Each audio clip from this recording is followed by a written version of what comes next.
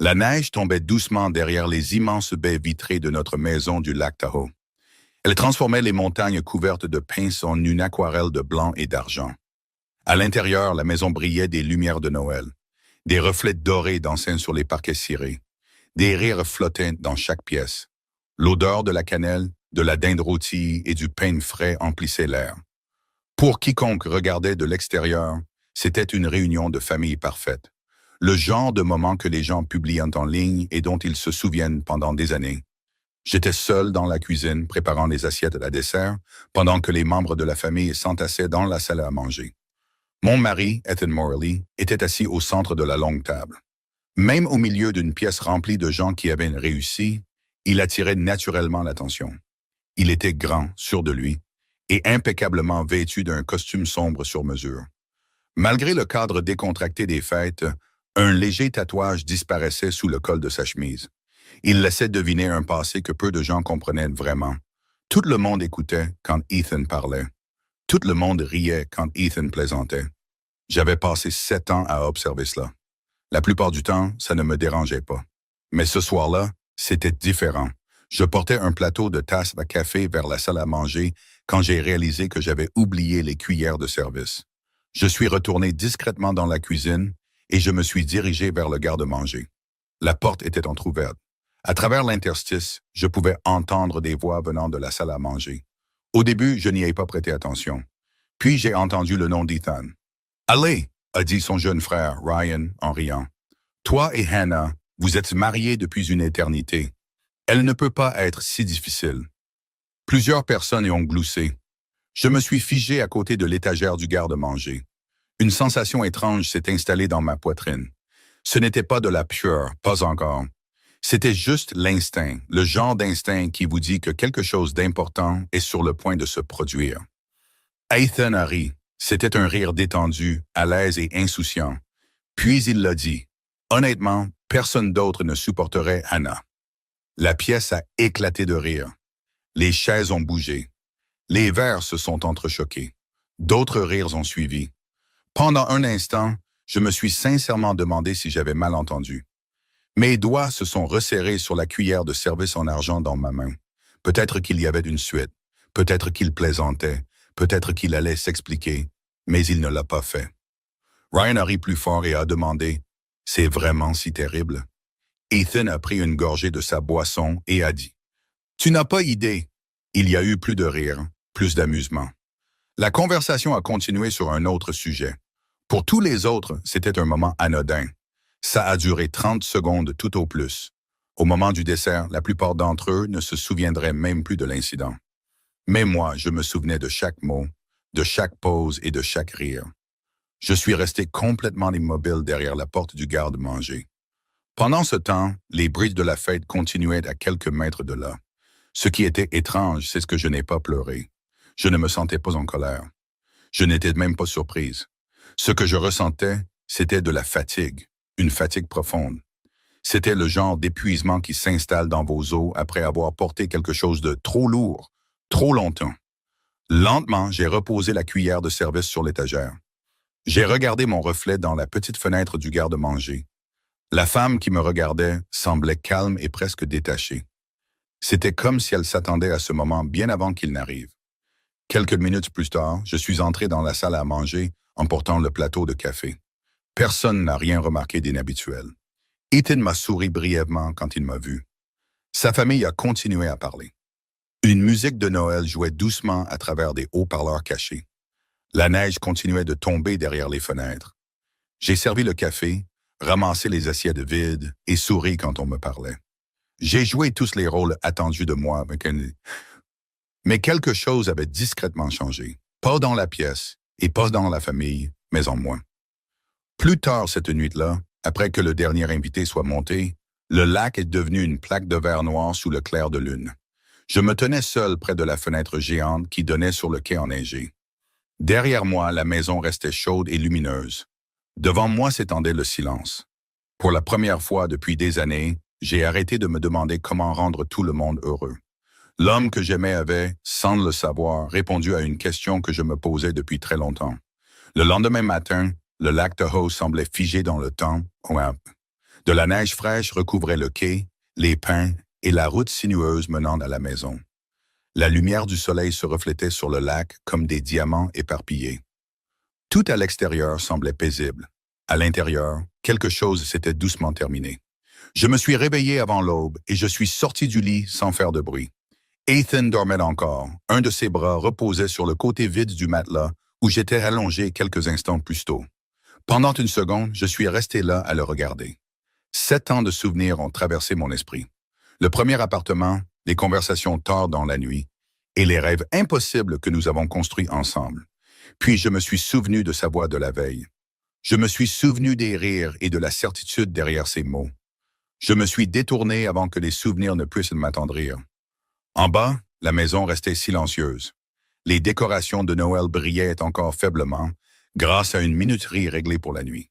Des guirlandes entouraient l'escalier. Des chaussettes de Noël étaient suspendues au-dessus de la cheminée. Tout semblait exactement pareil. Pourtant, je me déplaçais différemment dans les pièces. Je me sentais comme une visiteuse. J'étais comme quelqu'un qui se prépare à quitter un endroit émotionnellement, bien avant de le quitter physiquement. Vers 8 heures, Ethan est descendu. Il m'a trouvé assise près de l'immense fenêtre donnant sur le lac. Un livre était ouvert sur mes genoux, même si je n'en avais pas lu une seule page. « Tu es levé tôt », a-t-il dit. Je lui ai dit que je n'arrivais pas à dormir. Il s'est versé un café et s'est approché. Normalement, il m'aurait embrassé sur le haut de la tête avant de commencer sa journée. Normalement, je lui aurais demandé son programme. Nous aurions habituellement passé au moins 10 minutes à parler avant que l'un de nous n'ouvre son téléphone. Ce matin-là, rien de tout cela ne s'est produit. Ethan a semblé le remarquer. Il a demandé si tout allait bien. J'ai regardé vers le rivage gelé et j'ai dit « Bien sûr ». Il m'a étudié un moment et a dit que je semblais silencieuse. Un petit sourire est apparu sur mon visage. Je lui ai dit « Peut-être que je suis juste fatigué ». La réponse l'a satisfait, ou peut-être voulait-il simplement qu'elle le satisfasse. En quelques minutes, son téléphone a sonné pour un appel professionnel, puis un autre. À 9 heures, il avait disparu dans son bureau. Le reste de la journée s'est déroulé paisiblement, du moins en surface. J'ai répondu à des courriels, organisé des dons pour l'école locale et emballé quelques cadeaux de Noël restants. Je souriais chaque fois que quelqu'un me parlait. Personne n'aurait remarqué la différence. Le changement n'était pas visible. Il existait dans les espaces entre les choses. Ce soir-là, Ethan a fini de travailler plus tard que d'habitude. Vers 7 heures, il est entré dans la salle à manger, s'attendant à dîner. La table était mise. Le repas était chaud. Tout semblait parfait. Une seule chose manquait et c'était moi. Au lieu d'attendre à côté de la table comme je le faisais souvent, j'étais assise dans la bibliothèque en train de lire. Quand il est entré dans la pièce, la surprise a traversé son visage. Il a demandé si j'avais déjà mangé. Je lui ai dit qu'il y avait environ 1 heure. Il a eu l'air confus et a demandé « 5 mois ». J'ai marqué ma page calmement et j'ai dit qu'il était occupé. Ethan est resté là 1 seconde de plus que nécessaire. Puis il a lentement hoché la tête et a dit « C'est vrai ». La conversation s'est terminée là, mais de petits moments comme celui-ci ont continué. Le lendemain, j'ai arrêté d'attendre près de la fenêtre de devant quand il rentrait à la maison. Le jour d'après, j'ai arrêté de lui envoyer des messages pendant le déjeuner. 3 jours plus tard, j'ai arrêté de demander s'il serait à la maison pour le dîner. Rien de tout cela n'était fait pour le punir. C'était ça qui était étrange. J'ai simplement arrêté de tendre la main. L'effort a disparu tranquillement. C'était comme la neige qui fond sous le soleil. Un soir, près d'1 semaine après Noël, j'étais assise seule au piano dans le grand salon. Mes doigts se déplaçaient doucement sur les touches tandis que le crépuscule s'installait sur le lac. Ethan est entré et s'est arrêté. Pendant des années, il m'avait entendu jouer presque tous les soirs. Récemment, j'avais arrêté. La musique remplissait la maison d'une tristesse familière. Quand la chanson s'est terminée, il m'a regardé et a souri. Il m'a dit que ça lui manquait d'entendre ça. J'ai hoché la tête poliment et j'ai demandé « Vraiment ?» La question m'a échappé avant que je puisse la retenir. Ethan a cligné des yeux. Ce n'était pas parce que les mots étaient durs, c'était parce qu'ils étaient honnêtes. Le silence s'est installé entre nous. Dehors, la neige tombait sur le quai. À l'intérieur, quelque chose d'inhabituel a traversé le visage d'Ethan. Pour la première fois depuis Noël, Il a semblé réaliser que mon silence n'était pas temporaire. Il devenait une nouvelle version de notre vie et il n'avait aucune idée de pourquoi. Dès la deuxième semaine de janvier, la maison semblait plus grande qu'elle ne l'avait jamais été. Ce n'était pas parce que quelque chose avait changé physiquement. Le plafond vertigineux donnait toujours sur le lac. Les baies vitrées du sol au plafond encadraient toujours les pins enneigés et les quais gelés. La cheminée en pierre brûlait toujours tous les soirs. Pourtant, d'une manière ou d'une autre, chaque pièce semblait contenir plus d'espace vide qu'auparavant. Ethan l'a d'abord remarqué dans les plus petits détails. Un matin, il est entré dans la cuisine s'attendant à me trouver au comptoir. Il pensait que je serais en train d'organiser les plannings pour la collecte de fonds de l'école locale. La chaise où je m'asseyais habituellement était vide. Mon carnet avait disparu. La tasse de café à l'anse ébréchée que j'utilisais toujours avait disparu de l'égouttoir. Il m'a trouvé à la place dans la véranda, donnant sur le lac. Je lisais tranquillement tandis que la lumière du soleil se reflétait sur la neige. Il a dit « Te voilà ». J'ai levé les yeux et j'ai souri poliment, lui souhaitant une bonne journée. Quelque chose dans cet échange semblait étrange. Ce n'était pas froid, ce n'était pas colérique, c'était juste distant. Plus tard cet après-midi-là, Ethan est rentré plus tôt d'une réunion. Normalement, je l'aurais accueilli à l'entrée et lui aurais demandé comment s'était passée sa journée. J'aurais écouté pendant qu'il se plaignait des contrats, des négociations et des appels téléphoniques sans fin. Au lieu de cela, il a franchi la porte d'entrée dans un silence complet. Il est resté un moment dans le hall avant d'enlever son manteau. Il a crié mon nom, mais il n'y a pas eu de réponse. Finalement, il m'a trouvé dans la bibliothèque, en train d'aider à organiser des livres pour une vente aux enchères caritatives. Je lui ai dit que je ne l'avais pas entendu entrer. Ethan a hoché la tête lentement et a dit que d'habitude, si. Les mots sont restés en suspens entre nous. Cette nuit-là, une autre absence est apparue. Pendant des années, j'avais terminé chaque soirée au piano. Parfois, je jouais pendant 10 minutes, parfois pendant 1 heure. La musique faisait partie du rythme de la maison. Ethan travaillait souvent dans son bureau tandis que le son flottait dans les couloirs. Il n'avait jamais réalisé à quel point il en dépendait jusqu'à ce que ça s'arrête. 3 nuits passèrent sans une seule note, puis 4, puis 5. La 6e nuit, il est passé devant le piano à queue et s'est arrêté. La poussière avait commencé à s'accumuler sur la surface noire brillante. Le bang était intact. Cette vue l'a troublé plus qu'il ne s'y attendait. Le week-end suivant a apporté de nouvelles chutes de neige. Près de 20 centimètres ont recouvert la propriété pendant la nuit. Ethan se tenait près de la fenêtre géante donnant sur le lac pendant que des ouvriers déblayaient l'allée en contrebas. Ses yeux se sont dirigés vers le quai s'étendant dans l'eau gelée. Quelque chose n'allait pas. Il lui a fallu plusieurs secondes pour l'identifier. La petite chaise en bois près du bout du quai avait disparu. Chaque soir d'été, je m'asseyais là pour regarder les couchers de soleil. Chaque matin d'automne, j'y buvais du café, émitouflé dans des couvertures. Elle était restée à cet endroit exact pendant des années. Maintenant, elle n'y était plus. Il l'a trouvée plus tard à l'intérieur du cabanon de rangement. Elle était pliée et soigneusement recouverte. C'était une autre petite disparition, une autre retraite silencieuse. Un soir, la mère d'Ethan a appelé. Ils ont parlé pendant près de 30 minutes. Après avoir raccroché, il est entré dans le salon et m'a trouvé en train de lire près de la cheminée. Il a dit que sa mère avait demandé de mes nouvelles. J'ai dit que c'était gentil de sa part. Il m'a dit qu'elle voulait que nous venions dîner la semaine prochaine. J'ai tourné une page. Je lui ai dit qu'il devrait y aller. Ethan a froncé les sourcils et a dit « Nous ?» Je lui ai dit que j'avais des projets. Il a demandé « Quel projet ?»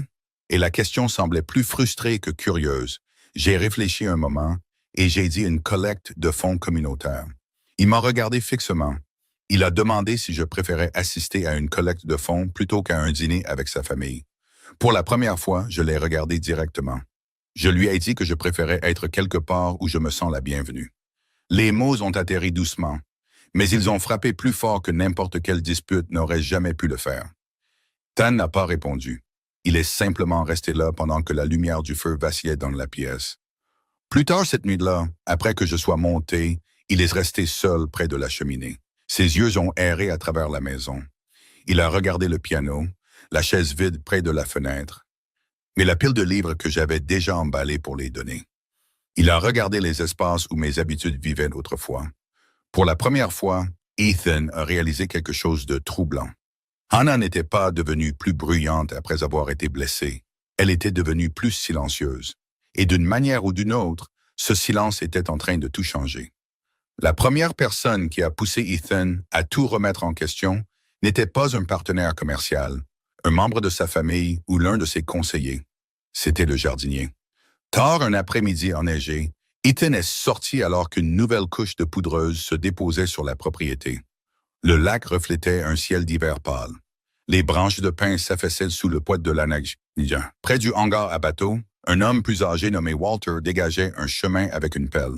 Walter travaillait sur le domaine depuis près de 15 ans. Ethan a hoché la tête en s'approchant et a dit qu'il faisait froid. Walter a souri et a dit que le lac Tahoe nous rappelle toujours qui est aux commandes. Ethan a ri doucement. Pendant un moment, ils sont restés à regarder le rivage gelé. Puis Walter a jeté un coup d'œil vers la maison. Il a mentionné que Mme Morley n'était pas venue par ici dernièrement. Ethan a suivi son regard et a demandé « Par où ?» Walter a dit le hangar à bateau. Ethan a froncé les sourcils et a demandé pourquoi Hannah passerait du temps dans le hangar à bateau. Walter a eu l'air surpris et a dit « Vous ne saviez pas ?» Ethan a secoué la tête. Walter s'est appuyé sur le manche de la pelle. Il a dit à Ethan qu'elle était là tous les jeudis après-midi depuis presque 6 ans. Ethan l'a regardé fixement et a demandé « Pour faire quoi ?» Walter a dit « Pour m'aider ». La réponse n'avait aucun sens pour Ethan. Il a demandé en quoi elle l'aidait. Walter a montré un petit bâtiment de stockage à côté du quai. Walter a dit les collectes de fournitures scolaires, les dons de manteaux d'hiver et les collectes de nourriture. Il a dit que parfois elle emballait des boîtes jusqu'à la nuit tombée. Ethan a regardé le bâtiment. Il était passé devant des centaines de fois. Pas une seule fois il ne s'était demandé ce qui se passait à l'intérieur. « Pourquoi ?» a demandé doucement Ethan. Walter a dit « Il faudrait lui demander ». Ethan n'a rien dit. Walter a souri et a dit que ce qui était drôle, c'est qu'elle n'a jamais voulu que personne ne le sache. Ce soir-là, Ethan ne pouvait s'arrêter de penser à cette conversation. Le lendemain matin, une autre rencontre étrange a suivi. Il s'est arrêté dans un café local avant une réunion. La propriétaire, une femme nommée Linda, l'a salué chaleureusement. Elle a demandé comment allait sa femme. Ethan a hésité et a dit qu'elle allait bien. Linda a souri et a dit que cette femme avait sauvé son entreprise. Ethan a levé les yeux et a demandé ce qu'elle voulait dire. Linda a montré la machine à expresso. Elle a dit qu'il y a 3 ans, cette machine est tombée en panne et qu'elle ne pouvait pas se permettre de la remplacer. Elle lui a dit que Hannah l'avait payée. Ethan a cligné des yeux et a demandé « C'est vrai ?» Linda a dit « Elle m'a fait promettre de ne jamais le dire à personne. » Ethan est resté là en silence. Linda a ri doucement et a dit qu'elle allait être contrariée que je vous l'ai dit. Plus tard cet après-midi-là, Ethan a visité la marina, puis l'école primaire locale, puis une quincaillerie. Chaque arrêt a apporté une autre histoire. C'était une autre personne et une autre faveur que Hannah avait discrètement faite. Une enseignante a décrit des dons de fournitures d'art. Un propriétaire de magasin a mentionné une aide anonyme pendant un hiver difficile. Un employé de la marina a parlé de bourses pour les étudiants locaux. Les histoires venaient de différentes personnes, de différentes années et de différentes circonstances.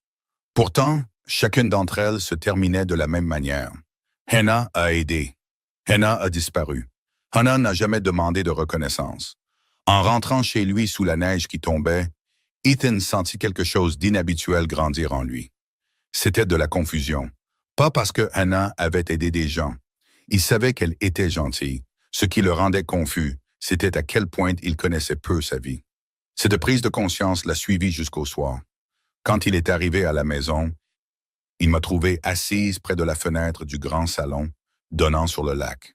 Une couverture reposait sur mes genoux. Une pile de documents pour une collecte de fonds communautaires était à côté de moi. Le soleil couchant peignait la neige dehors de nuances d'or et de rose. Ethan est resté là un long moment. Il a demandé s'il pouvait me poser une question. J'ai levé les yeux et j'ai dit « Bien sûr ». Il s'est assis en face de moi. Il a demandé depuis combien de temps j'aidais les gens en ville. Un petit sourire a effleuré mes lèvres et j'ai dit que cela dépendait. Il a demandé de quoi? De qui pose la question? Ethan a presque souri en retour. Il a dit qu'il était sérieux. J'ai fermé le dossier sur mes genoux et j'ai demandé pourquoi. Il a détourné le regard brièvement et a dit que les gens n'arrêtaient pas de lui raconter des histoires. La pièce est devenue silencieuse. La lumière du feu vacillait sur les murs de pierre. Dehors, la neige tombait lentement sur le quai. Il a admis qu'il semblait savoir des choses sur moi qu'il ne savait pas. J'ai étudié son visage un moment. Il n'y avait aucune accusation, seulement de l'incertitude. J'ai dit doucement, « Peut-être que tu n'as jamais demandé. » Les mots n'étaient pas cruels. Ils n'étaient même pas défensifs. Pourtant, Ethan a eu l'air comme s'ils avaient touché quelque chose de profond en lui. Aucun de nous n'a parlé après ça. Le silence s'est étiré entre nous, tandis que la lumière du jour s'estompait lentement sur le lac. Et pour la première fois, Ethan a commencé à se demander si la personne qu'il pensait le mieux comprendre n'était pas en fait la personne qu'il connaissait le moins. 2 jours après notre conversation près de la fenêtre, une tempête hivernale a déferlé sur le lac Tahoe. La neige a recouvert les montagnes de nouvelles couches blanches et des vents forts ont fait trembler les murs de verre de la maison toute la nuit. Au matin, le monde extérieur semblait intact. Ethan est parti tôt pour une réunion à Reno et j'ai passé la journée à trier des demandes de dons pour plusieurs familles locales. Les heures restèrent tranquillement et paisiblement. Ce soir-là, cependant, quelque chose s'est produit que ni l'un ni l'autre n'attendions. Vers le coucher du soleil, une fluctuation de courant a déclenché une alerte dans l'une des pièces de rangement sous la maison. La pièce contenait de vieux meubles, des décorations de Noël et des boîtes qui n'avaient pas été ouvertes depuis des années. Ethan est descendu pour vérifier le problème pendant que je restais à l'étage pour finir des papiers. Les lumières ont clignoté une fois, puis tout est revenu à la normale. 10 minutes plus tard, j'ai entendu des pas dans le couloir du dessus. Ils étaient lourds, lents et réfléchis. Quand Ethan est entré dans le grand salon, il portait une petite boîte en bois dans ses mains. La poussière recouvrait le couvercle. Je l'ai reconnu immédiatement. Mon estomac s'est noué. Je n'avais pas vu cette boîte depuis des années. Ethan a demandé ce que c'était. Sa voix semblait étrangement prudente. J'ai regardé vers la cheminée et j'ai dit juste de vieilles choses. Il a posé la boîte sur la table basse entre nous et a demandé s'il pouvait l'ouvrir. Pendant une seconde, j'ai envisagé de dire non. Puis j'ai réalisé que cela n'avait plus d'importance. Je lui ai dit de le faire s'il le voulait. Ethan a soulevé le couvercle. À l'intérieur se trouvaient des dizaines d'enveloppes attachées avec un ruban délavé. Il y avait des notes de remerciement, des cartes de Noël, des photographies et des reçus. C'étaient de petits souvenirs de moments dont je n'avais jamais parlé. Ethan a pris la première enveloppe. Le papier avait jauni avec le temps. Il a déplié la lettre et a commencé à lire en silence. J'ai regardé son expression changer. Puis il en a ouvert une autre et une autre. Une note venait d'un enseignant remerciant un donateur anonyme pour le financement d'un programme de musique scolaire. Une autre venait d'une veuve dont le paiement hypothécaire avait été couvert après le décès de son mari. Une autre contenait un dessin au crayon d'un enfant. En haut, écrit d'une écriture inégale, se trouvaient les mots « Merci, mademoiselle Hannah ». Ethan s'est assis sans rien dire. La pièce est restée silencieuse à l'exception du crépitement du feu. La neige tombait dehors, derrière les fenêtres géantes. Il a fouillé plus profondément dans la boîte et en a sorti une photographie. J'ai fermé les yeux brièvement. Je savais de laquelle il s'agissait. L'image montrait un petit centre communautaire, près de 6 ans plus tôt. Des bénévoles se tenaient ensemble, tenant des boîtes de manteaux d'hiver donnés. Je me tenais près du fond du groupe, souriante. Ethan a retourné la photographie. Une date manuscrite est apparue au dos. Ses sourcils se sont froncés. Il a noté que c'était pendant l'année où son entreprise avait failli s'effondrer. J'ai hoché la tête. Il a regardé la photo et a dit que je ne lui avais jamais parlé de tout ça.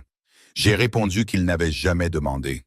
La réponse m'a échappé avant que je puisse la retenir. Ethan a baissé la photographie.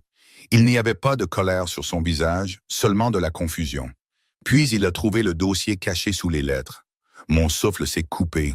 J'avais oublié qu'il était encore là. Il l'a ouvert avec précaution. Plusieurs documents ont glissé sur ses genoux. Il y avait des registres financiers, des titres de propriété et des relevés bancaires. La couleur a lentement quitté son visage. Il a lu la première page 2 fois, puis une 3e fois. Finalement, il a levé les yeux vers moi et a murmuré mon nom. Il a dit que ces documents montraient que tu avais vendu ton héritage. Je n'ai rien dit. Le feu a crépité doucement derrière nous. Ethan a de nouveau baissé les yeux sur les papiers et a dit « Il y a 5 ans. J'ai hoché la tête. Le silence a rempli la pièce. Dehors, la neige continuait de tomber sur le quai gelé. À l'intérieur, Ethan fixait les dossiers qui expliquaient quelque chose qu'il n'avait jamais compris. Pendant la pire année de sa vie, quand son entreprise était au bord de la faillite, un financement était apparu de manière inattendue.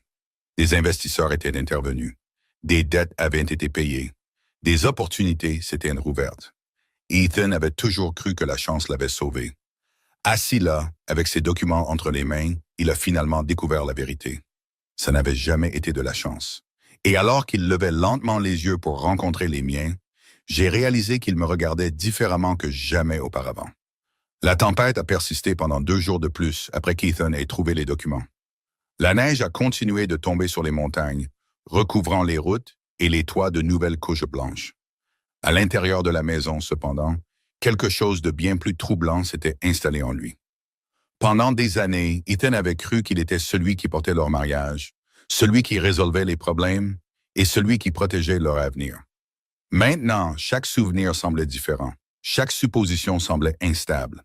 Il a passé des heures seul dans son bureau à regarder des rapports financiers qu'il avait examinés des centaines de fois auparavant. Des chiffres qui représentaient autrefois son succès lui rappelaient maintenant toute autre chose. C'était le sacrifice qui se cachait derrière eux. Le 3e matin, il m'a trouvé dans la véranda donnant sur le lac. Le ciel d'hiver était clair pour la première fois depuis des semaines. La lumière du soleil dansait sur la neige à l'extérieur. J'étais assise tranquillement à trier des documents pour un fonds de bourse d'études. Ethan s'est arrêté à l'embrasure de la porte et a demandé pourquoi je l'avais fait. J'ai levé les yeux et j'ai demandé « Faire quoi ?» Il tenait les documents de l'héritage dans sa main et a dit « Vendre tout ». La pièce s'est devenue très calme. J'ai posé mon stylo et j'ai dit parce que nous en avions besoin. Ethan a secoué la tête lentement et a dit que je ne lui avais jamais dit. J'ai regardé vers le lac et j'ai dit qu'il portait déjà assez de choses. Il m'a regardé comme s'il essayait de comprendre une langue qu'il n'avait jamais apprise. Il a dit que c'était de la propriété de ma famille. Je lui ai dit que ce n'était que de la propriété. Il a dit que c'était mon avenir. Un léger sourire a effleuré mes lèvres et je lui ai dit qu'il était mon avenir. Les mots étaient honnêtes et sans particularité en surface. Pourtant, Ethan a eu l'air comme s'il lui avait coupé le souffle. Pendant plusieurs secondes, aucun de nous n'a parlé. Finalement, il a baissé les yeux et a dit qu'il pensait que l'investisseur l'avait sauvé. J'ai hoché la tête et j'ai dit que c'était ce que tout le monde croyait. Il s'est assis en face de moi. Les documents reposaient, oubliés, sur ses genoux. Dehors, la lumière du soleil se reflétait sur le rivage gelé. À l'intérieur, des années d'incompréhension se dressaient silencieusement entre nous. Il a demandé pourquoi je n'avais jamais rien dit à personne. J'ai dit parce que ce n'était pas un cadeau. Il a demandé ce que c'était alors. Je l'ai regardé attentivement et j'ai dit que c'était un mariage. Ethan n'a rien dit. Plus tard cet après-midi-là, il a quitté la maison sans explication. Vers le coucher du soleil, il est allé en ville en voiture. Des bancs de neige bordaient des rues. Des décorations de Noël pendaient encore aux devantures des magasins. La saison se terminait, mais des traces restaient partout. Ethan s'est arrêté dans un petit café près de la marina. En attendant son café, il a surpris 2 femmes qui parlaient à une table voisine. L'une d'elles a mentionné mon nom. Normalement, il aurait pu l'ignorer. Cette fois, il a écouté. Une femme a dit que Anna avait aidé sa sœur après l'accident. Elle s'était assurée que les enfants avaient tout ce dont ils avaient besoin. L'autre a hoché la tête et a dit que ça lui ressemblait bien. Ethan a lentement baissé sa tasse. C'était une autre histoire. Une autre personne, une autre pièce d'une vie qu'il n'avait jamais entièrement vue. Sur le chemin du retour, il s'est arrêté au centre communautaire. Le bâtiment était presque vide. Seuls quelques bénévoles restaient. L'un d'eux l'a reconnu immédiatement et l'a appelé M. Morelli. Ethan a souri poliment. Il a demandé s'il pouvait poser une question. Le bénévole a hoché la tête. Ethan a hésité et a demandé depuis combien de temps Hannah aidait ici. La femme a ri doucement et a dit plus longtemps que moi. Il a demandé depuis combien de temps c'était et elle a dit presque 7 ans. Ethan a détourné le regard vers un tableau d'affichage couvert de photographies. Il y avait des événements scolaires, des collectes de nourriture, des collectes de fonds et des projets communautaires. Mon visage apparaissait dans des dizaines d'entre elles, parfois en arrière-plan, parfois à peine visible, jamais au centre et ne cherchant jamais l'attention. Le bénévole a suivi son regard et a noté qu'elle évite toujours l'appareil photo. Ethan a dégluti difficilement. En rentrant à travers les montagnes cette nuit-là, une pensée refusait de le quitter. Il s'est souvenu du dîner de Noël, des rires et de la cruauté désinvolte cachée dans une blague. Il s'est souvenu avoir dit que personne d'autre ne supporterait sa femme. Le souvenir semblait maintenant insupportable. Plus il en apprenait, plus une vérité devenait claire. Anna n'avait jamais été la personne difficile dans leur mariage. Elle avait simplement été celle qui portait des fardeaux qu'il n'avait jamais remarqués. Et pour la première fois depuis cette nuit de Noël, Ethan a commencé à se demander si la personne qui avait besoin de compréhension depuis le début n'avait pas été lui. C'était elle. Le moment qui a finalement brisé Ethan s'est produit un jeudi après-midi ordinaire. Il n'y a pas eu de tempête ni de confrontation dramatique. Il n'y a pas eu de découverte bouleversante cachée dans une boîte. C'était juste une conversation tranquille qu'il n'était jamais censé entendre. La journée a commencé comme n'importe quelle autre. La neige recouvrait encore les montagnes entourant le lac Tahoe, mais des températures plus douces avaient commencé à adoucir les contours de l'hiver. La lumière du soleil se reflétait sur le lac à l'extérieur des fenêtres géantes, remplissant la maison d'une lumière dorée pâle. Vers midi, je suis parti pour une réunion avec une amie de longue date nommée Claire. Nous nous retrouvions toutes les quelques semaines dans un petit café au bord du lac, près de la marina. Ethan savait où j'allais. Ce qu'il ne savait pas, c'est qu'il finirait là aussi. Une annulation de dernière minute l'a amené en ville plus tôt que prévu. Il s'est arrêté au même café avec l'intention de prendre un café avant de rentrer. Quand il est entré, il m'a immédiatement remarqué. J'étais assise près d'une fenêtre donnant sur l'eau. Claire était assise en face de moi. Nous étions en pleine conversation. Ethan m'a dit plus tard qu'il avait l'intention de dire bonjour. Puis il a entendu son nom et l'instinct l'a fait s'arrêter. Ni Claire ni moi ne l'avons remarqué. Il est resté près de l'entrée, partiellement caché derrière une étagère remplie de guides de voyage locaux et de cartes postales. Claire a doucement demandé si les choses s'étaient améliorées. J'ai regardé vers le lac pendant plusieurs secondes avant de répondre. Je lui ai dit que je ne savais pas. Elle a demandé si je pensais qu'il comprenait maintenant. Un léger sourire a traversé mon visage. Il n'était pas amer et il n'était pas en colère. Il était juste fatigué. J'ai dit que la compréhension et le regret ne sont pas la même chose. Claire a baissé sa tasse de café et a demandé si je pensais encore à ce qu'il avait dit. La question est restée en suspens entre nous. Dehors, la lumière du soleil scintillait sur l'eau. Des bateaux dérivaient tranquillement près de la marina. Pendant un moment, je les ai simplement regardés. Puis j'ai hoché la tête et j'ai dit parfois. Claire a froncé les sourcils et a dit qu'elle ne lui aurait jamais pardonné. J'ai ri doucement et j'ai dit, « C'est parce que tu penses que le pire, c'est ce qu'il a dit. » Ethan est resté complètement immobile. Tous les sons autour de lui semblaient disparaître. Claire s'est penchée en avant et a demandé quelle était la pire partie alors. J'ai baissé les yeux sur mes mains posées sur la table. La réponse est venue doucement. J'ai dit que la chose la plus triste n'est pas ce qu'il a dit. Claire a attendu, Ethan aussi. Finalement, j'ai relevé les yeux et j'ai dit que la chose la plus triste, c'est qu'il le croyait vraiment. Le silence a suivi. Ce n'était pas un silence inconfortable. C'était le genre de silence qui apparaît quand une vérité est trop lourde pour y répondre immédiatement. L'expression de Claire s'est adoucie en disant mon nom.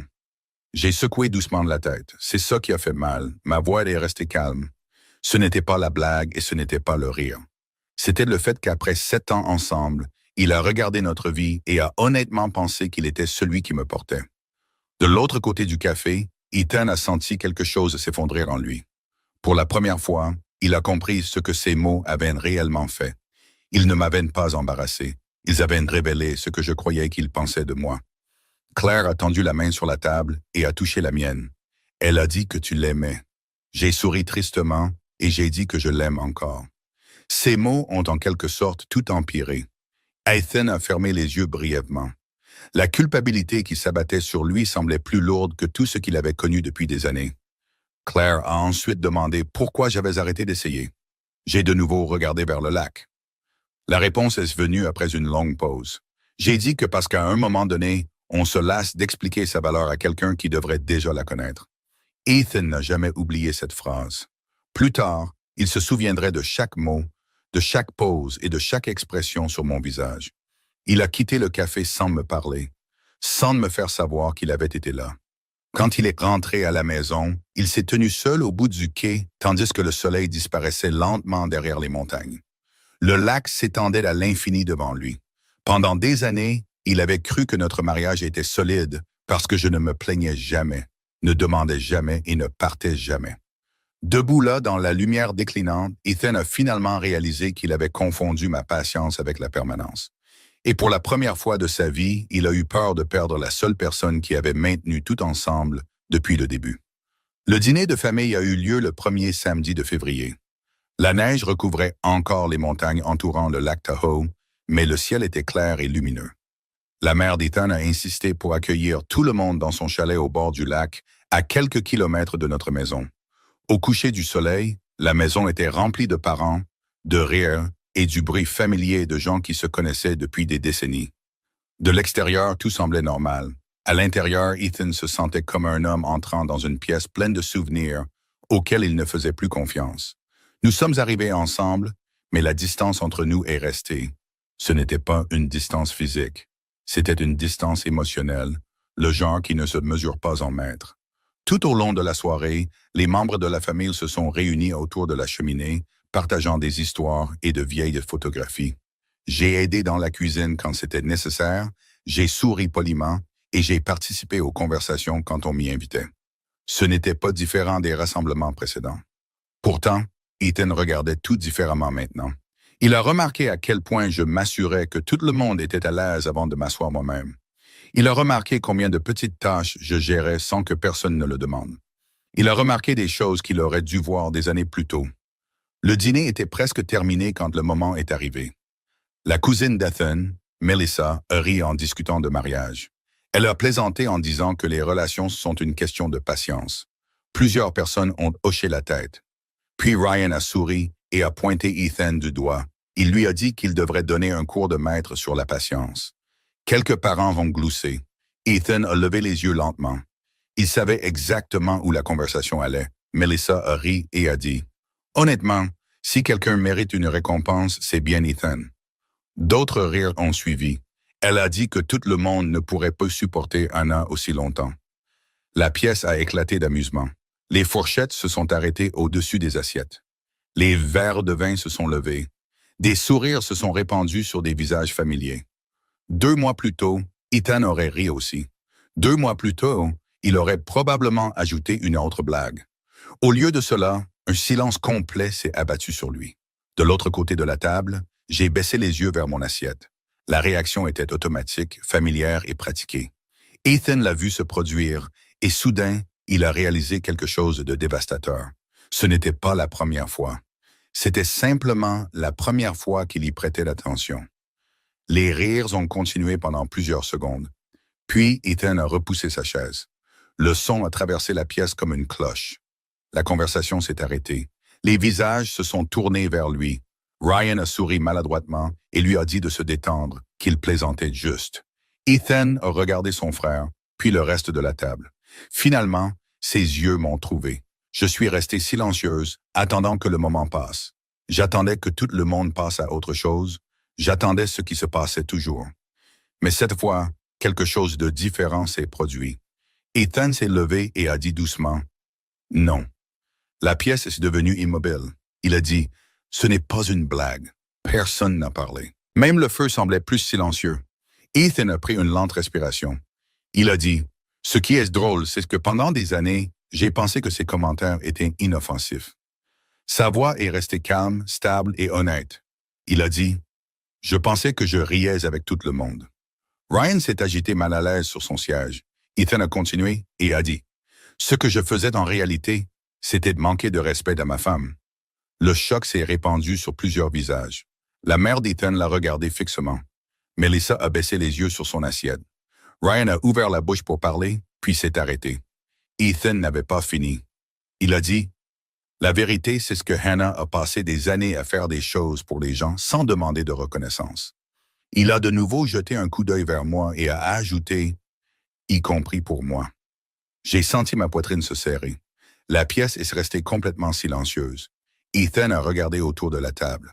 Il a dit Si quelqu'un ici pense que c'est moi qui portais notre mariage, alors vous ne connaissez pas toute l'histoire. Il n'y avait ni colère ni accusation. C'était juste la vérité, le genre de vérité qu'on ne peut pas contester.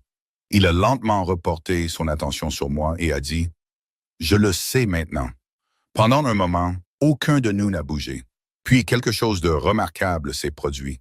La mère d'Ethan a baissé les yeux et a dit doucement « Hannah, je te dois des excuses ».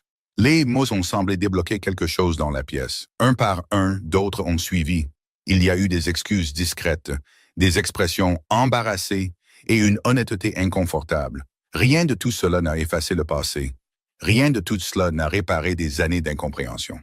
Mais c'était important parce que pour la première fois, je n'étais pas seul. Plus tard cette nuit-là, alors que la neige tombait doucement à l'extérieur des fenêtres du chalet, Ethan a marché à côté de moi vers la voiture. Aucun de nous n'a parlé immédiatement. L'air froid a rempli le silence entre nous. Puis il s'est arrêté à côté de l'allée enneigée et m'a regardé avec une expression que je n'avais jamais vue auparavant. Ce n'était pas de la fierté et ce n'était pas de la confiance. C'était de l'humilité. Et pour la première fois depuis Noël, j'ai réalisé qu'il n'essayait plus de se défendre. Il essayait de devenir quelqu'un digne d'être pardonné.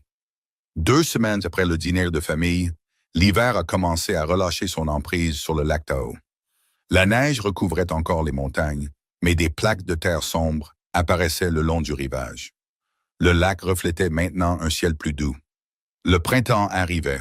Pour la première fois depuis des mois, le monde semblait prêt à aller de l'avant.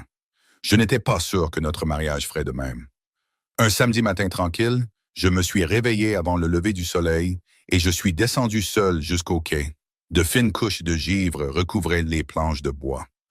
L'eau s'étendait à l'infini devant moi, calme et argentée sous la lumière matinale. Cela avait toujours été mon endroit préféré pour réfléchir, mon endroit préféré pour respirer. Je suis resté là pendant près de 20 minutes avant d'entendre des pas derrière moi. Je n'ai pas eu besoin de me retourner pour savoir qui c'était. Ethan s'est arrêté à quelques mètres. Aucun de nous n'a parlé immédiatement. Le lac a rempli le silence entre nous. De douces vagues touchaient le rivage. Des oiseaux lointains traversaient le ciel au-dessus des montagnes. Finalement, Ethan s'est avancé, portant quelque chose dans ses mains. C'était une petite boîte en bois. C'était la même boîte qu'il avait découverte des semaines plus tôt. Il la tenait avec précaution, presque avec révérence. Il a dit doucement qu'il me la rapportait. J'ai baissé les yeux sur elle. J'ai vu les vieilles lettres, les photographies et les notes de remerciement. C'étaient des années de souvenirs, des années de choses que je n'avais jamais pensé importer à qui que ce soit d'autre. Ethan a posé la boîte sur la rambarde du quai. Il a dit qu'il avait lu chaque lettre. Sa voix est restée calme alors qu'il énumérait chaque photographie, chaque reçu et chaque note. Je n'ai rien dit. Il a demandé si je savais ce qu'il avait réalisé. Lentement, j'ai secoué la tête. Ethan a regardé l'étendue d'eau. Pendant un long moment, il a semblé chercher les mots justes. Il a dit qu'il avait passé des années à mesurer la valeur de la mauvaise manière. Le vent du matin a agité ses cheveux sombres.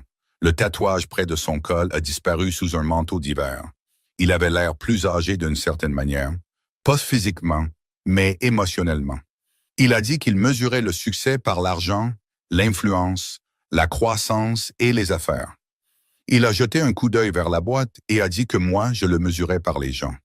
La vérité de cette déclaration s'est installée tranquillement entre nous.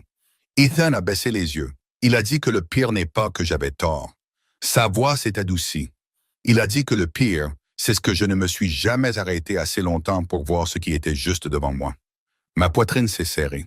La sincérité dans sa voix rendait impossible de détourner le regard. Ethan a fouillé dans la boîte et a soigneusement retiré l'une des lettres. C'était une simple carte de remerciement datant de plusieurs années. Il a souri tristement et a dit qu'il pensait être celui qui nous portait. Les mots sont restés en suspens dans l'air froid du matin.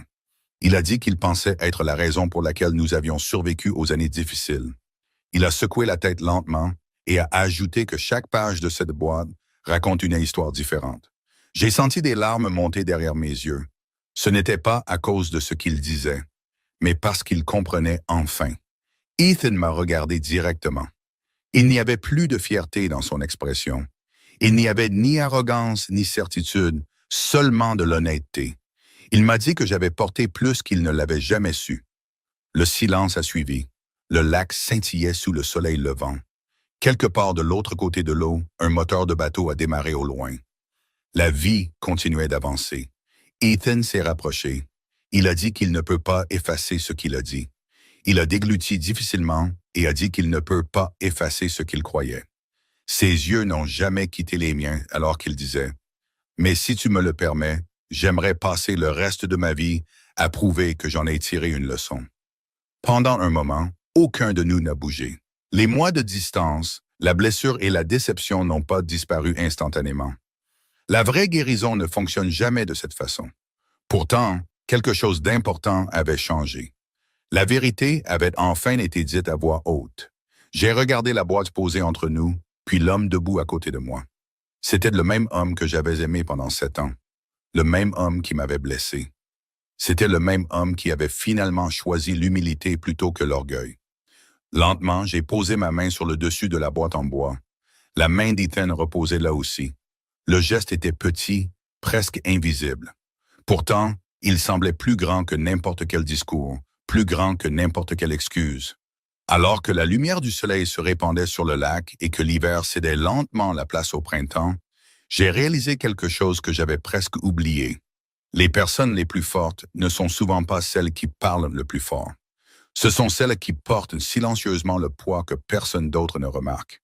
Et parfois, l'amour commence à guérir au moment où quelqu'un voit enfin ce poids et choisit d'aider à le porter.